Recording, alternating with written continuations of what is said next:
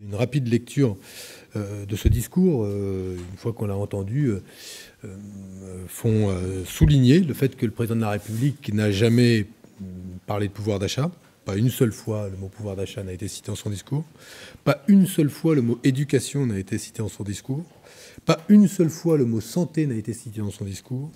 Une seule fois le mot chômage a été cité dans son discours.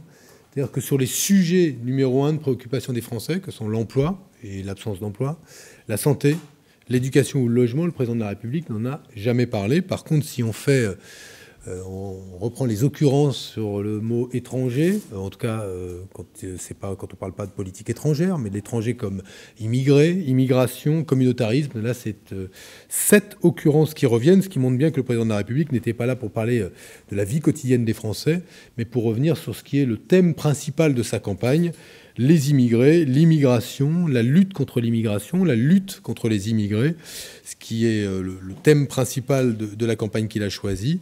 On nous avait annoncé un discours qui était un discours important. Il s'avère que ce discours, en tout cas, n'a jamais visé à parler aux Français, n'a jamais visé à parler et à répondre aux problèmes concrets des Français.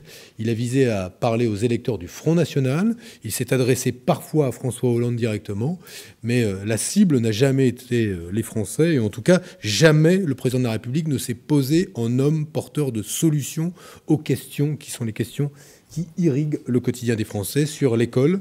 Mes gamins auront-ils les moyens de pouvoir s'éduquer ou être éduqués dans de bonnes conditions? Sur l'emploi, comment lutter aujourd'hui contre le chômage endémique qui mine un certain nombre de quartiers? Sur la question de santé, le fait que bon nombre de Français aujourd'hui ne peuvent plus se soigner dans de bonnes conditions. Sur tous ces sujets-là, le président de la République est passé complètement à côté. Peut-être parce que ça supposait de revenir sur son propre bilan, qu'il traîne aujourd'hui comme un boulet, mais en tout cas, jamais il n'a évoqué ces questions.